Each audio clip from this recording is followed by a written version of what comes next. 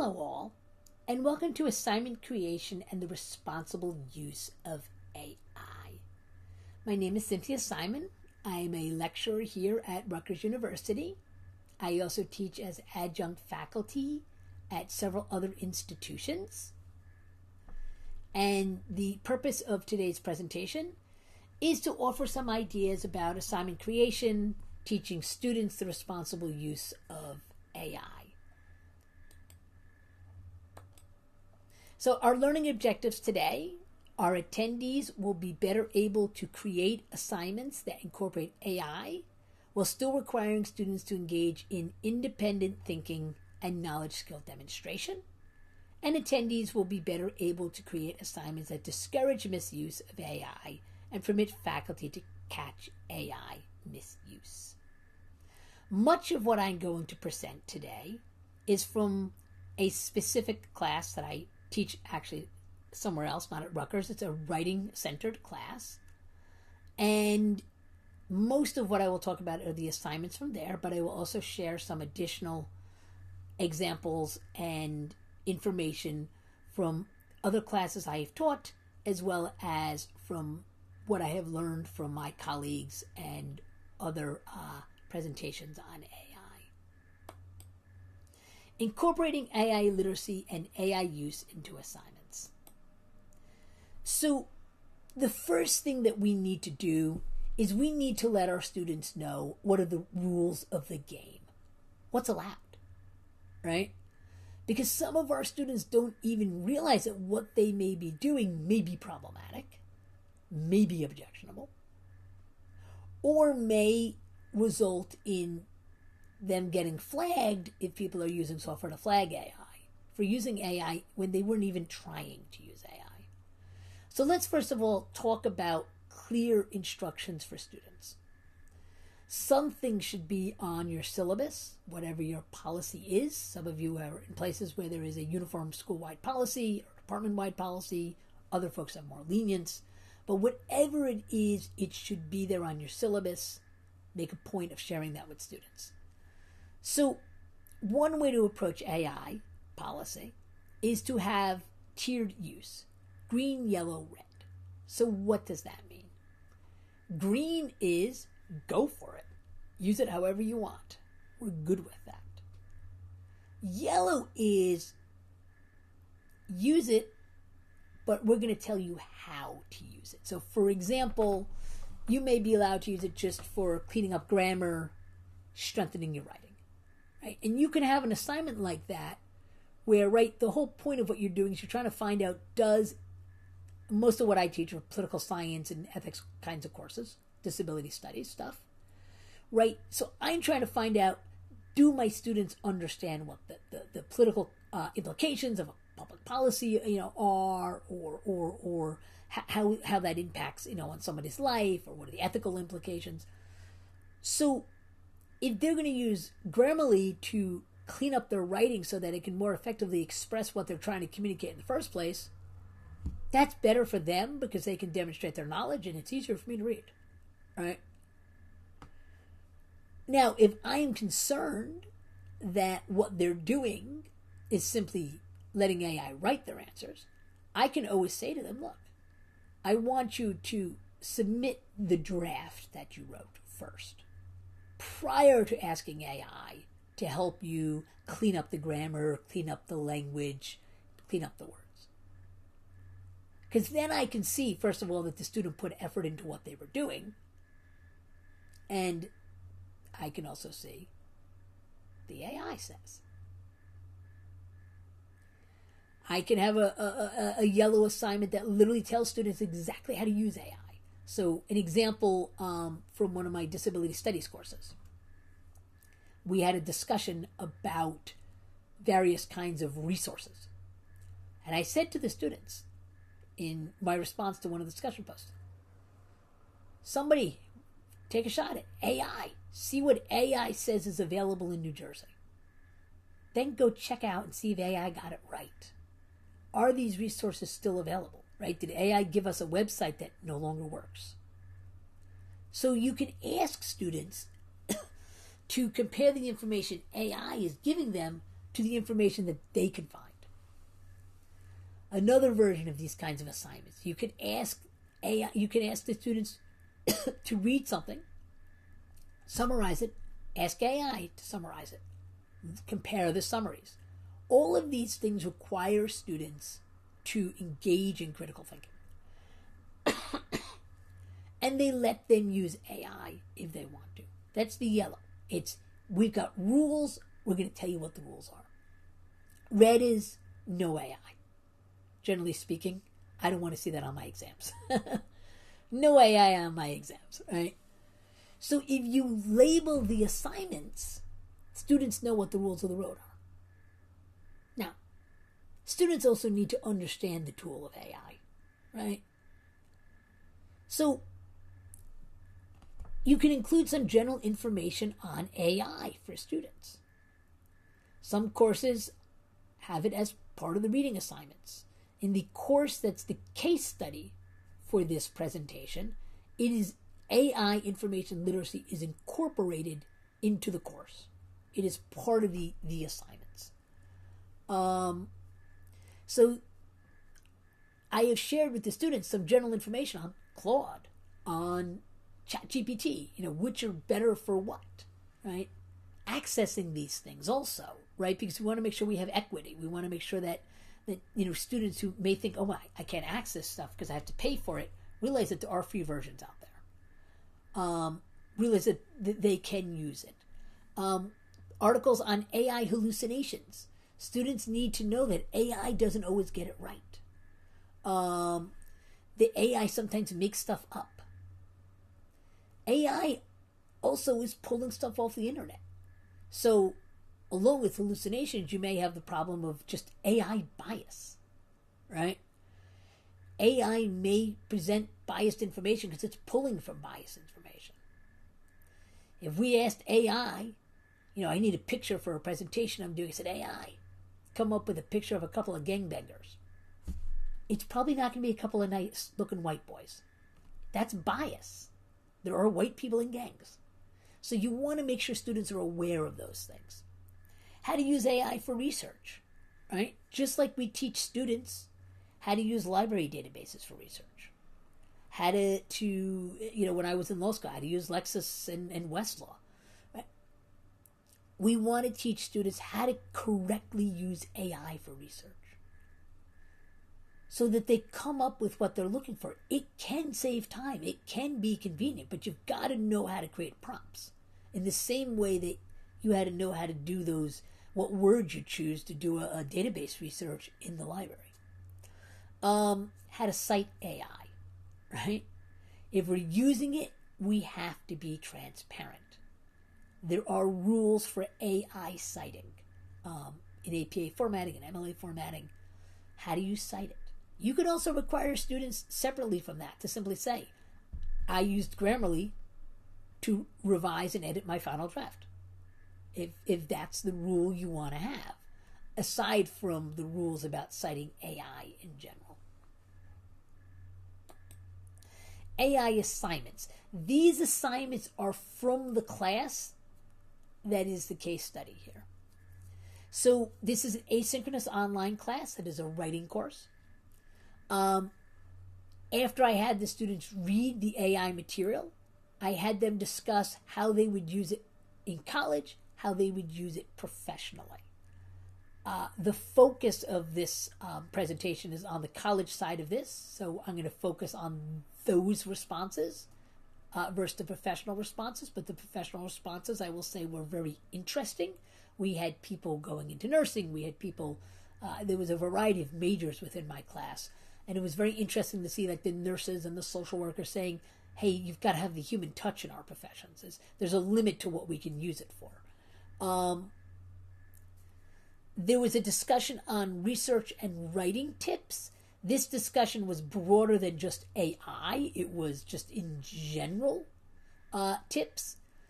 But there were folks who talked about AI within that discussion because, again, it's part of, research and writing now. Finally, there's an essay in this course that incorporates what students learned about writing throughout the course. And again, There was no requirement that they discuss AI, but some of them did, including, by the way, saying that they had used AI to assist them in coming up with ideas for that essay, to review their outlines to make sure that they were organized, that there wasn't anything that was, kind of like didn't kind of fit the thesis statement kind of thing, right? So you had students taking advantage of the technology to help them improve their writing. And the truth of the matter is, if you're using it that way, and you keep using it that way, and you're thinking about what's being said because you're reading the feedback, it's going to help you improve your writing. I remember when spell checks first came out, and I'm a terrible speller. I'm a truly terrible speller. And I would keep misspelling the same words, and the spell check would put a little red line underneath them, and I'd have to look to see what the correct spelling was. And eventually I learned to spell a lot better because, when the spell check keeps telling you, that's not how you spell that. That's not how you spell that. You eventually learn how to spell it. So it can be helpful in learning these skills. Students' use of AI. So what did my students say in these discussion questions, in these essays, in these papers? Brainstorming, getting ideas out of their head in the first place, right? How many times have you heard students or faculty or anybody say, I don't know where to start. I'm looking at this assignment, I don't know where to start. And I need some ideas. So you can say to AI, help me come up with some ideas for an essay about the environmental disadvantages of the use of AI. Right? Organizing ideas. Again, that example of the person who put their outline in and said, are the things where they belong? Is this a well-organized outline? Right? One of the things that I have my students in that class do is I have them write outlines for their research papers. And then I have another student provide feedback. An alternative version of that assignment can be write your outline for your research paper. What does AI say about that outline? Do you agree with it? Right? Why or why not? Again, it forces students to think critically. It also allows them to use AI as a tool to help them improve the process you're using, in this case, to write. But it could be content, it could be other things as well. Saving time. AI can certainly save time. Conducting research. Writing papers, right? So they're admitting they're using it.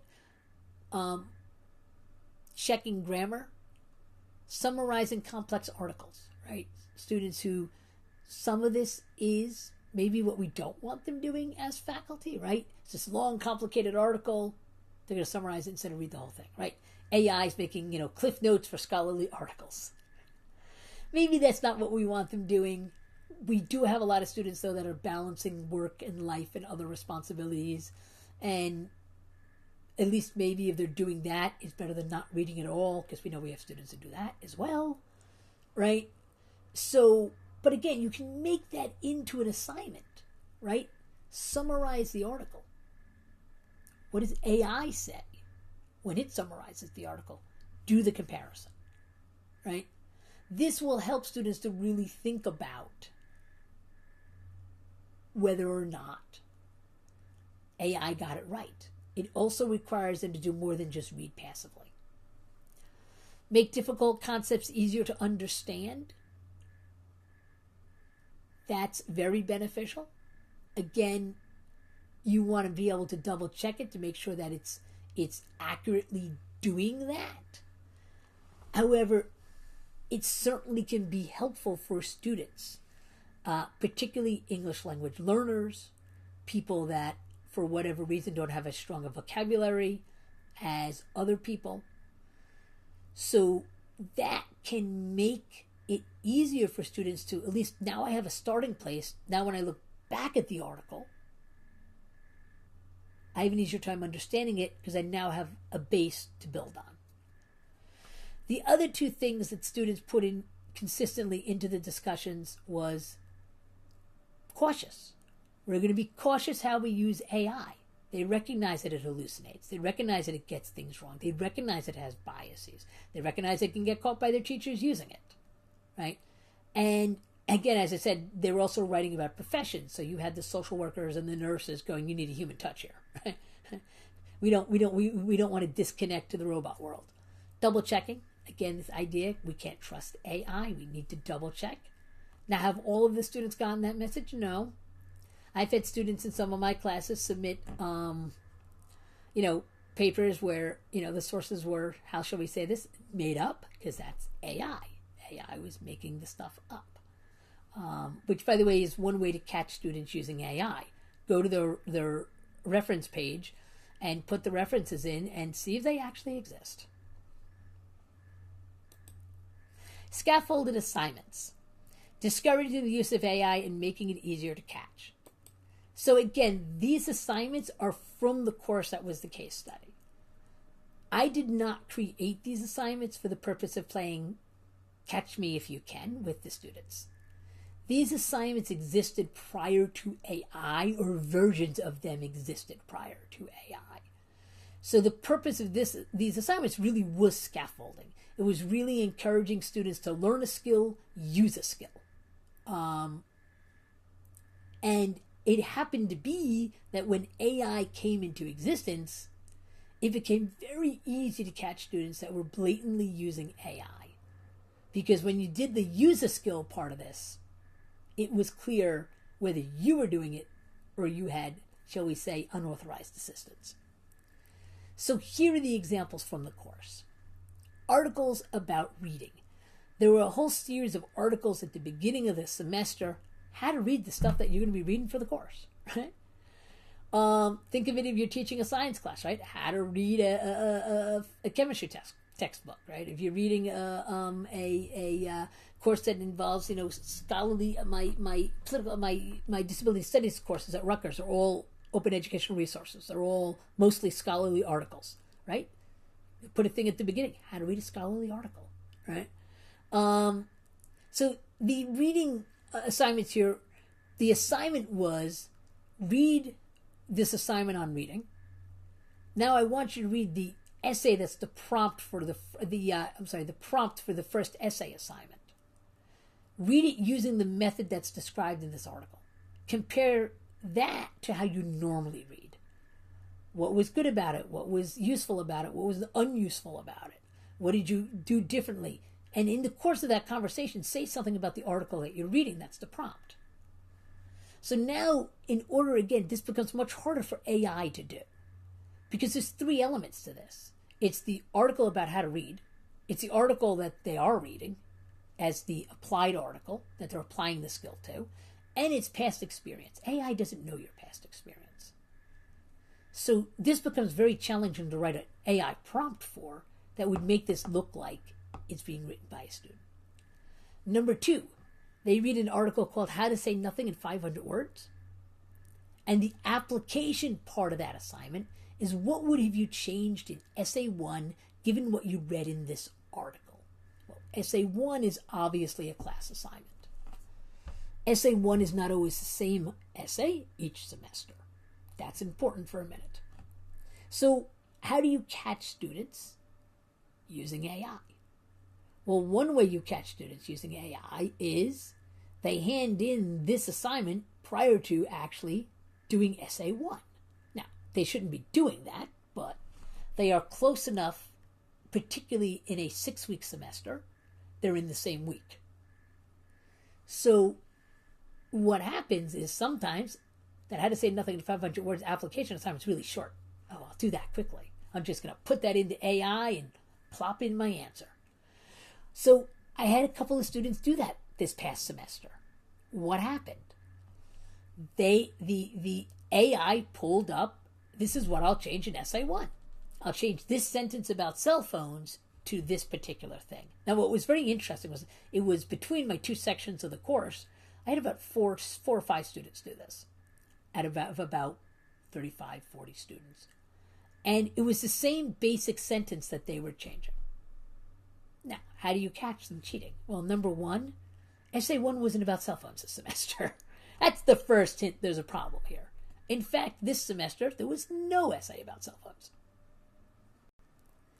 Number 2, they put in quotes the sentence they would change. I can go and look at their essay 1 and see if that sentence is there. If it's not there, clearly you've used AI. Now, why do they all have the same sentences about cell phones? Because AI trolled the internet, and apparently some of my former students put up the essay that was previously assigned in a different semester about cell phones. So they knew it was my assignment. They knew it was my class. They knew it was an essay. And that was the essay AI pulled from. Interestingly enough, that's not the essay that I had used the How Do You Say Nothing in 500 Words, Tell Me What You Would Change assignment with. So AI kind of messed that up a little bit. Made it very easy for me to catch them, though. Finally, I had an essay and they were asking them to use material from the course and their prior assignments. And again, that could have included the stuff on AI. But what's important here again is I can now check back because they had to reference their prior assignments. They had to reference, they could have referenced things they posted in discussions or their classmates posted in discussions. Now, obviously, you're supposed to be citing everything, first of all, so it should be easy to find. Number 1. Number 2, it has to exist within the course. AI doesn't have access to my course shell. So again, very easy to catch, very hard to do. The students overall did what they were asked to do. They went back and they looked at what was in the classroom to build that final assignment. Finally, assignment creation and learning management systems. Set up in,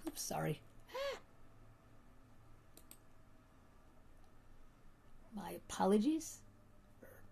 There we go. I have no idea how to get that back. Anyway, assignment construction. So requires some personal experience. AI doesn't have your student's personal experience. And usually when AI tries to create personal experience, it doesn't look like your student's personal experience. My favorite example of that came from a course several years ago where students had reflective discussion questions. And they were supposed to reflect on what they learned during the week. They were supposed to share challenges and like in what they were learning, process kinds of stuff.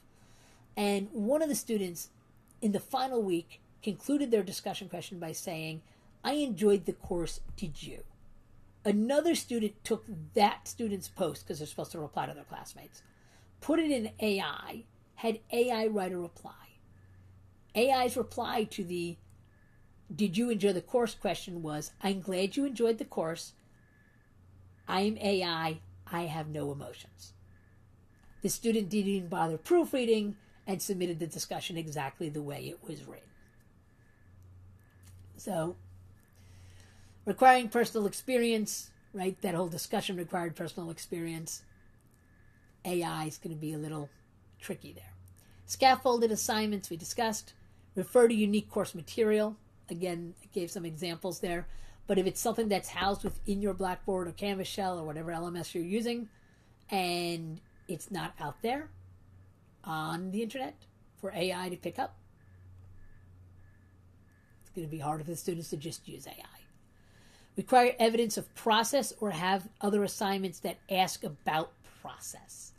So again, this is this idea of, all right, you need to submit your outline or graphic organizer, your rough drafting, your final draft. Show me that you engaged in the writing process. You're being graded on the final draft, but show me you engaged in the writing process. This deters the use of AI because now they need all parts of the process. It also improves writing as a benefit as well. Process. How did you go about doing your research paper? Right? What did you go to the library? Did you, what search engine did you use? You can have somebody answer a process sheet in which they describe the process they used to get to the end product.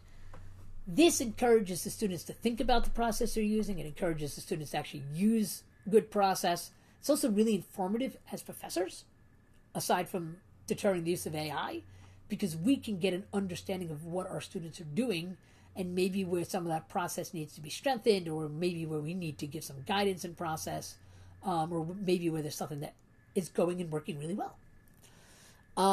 Change assignment prompts, right? So that if they're using AI, they can't troll the internet as easily, and just pick up your prior assignments. This last one I have not done. I know some colleagues that have.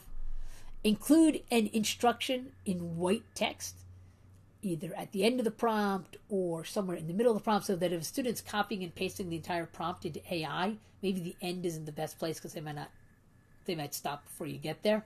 But if you have a prompt that has multiple parts, so there's an end of a line,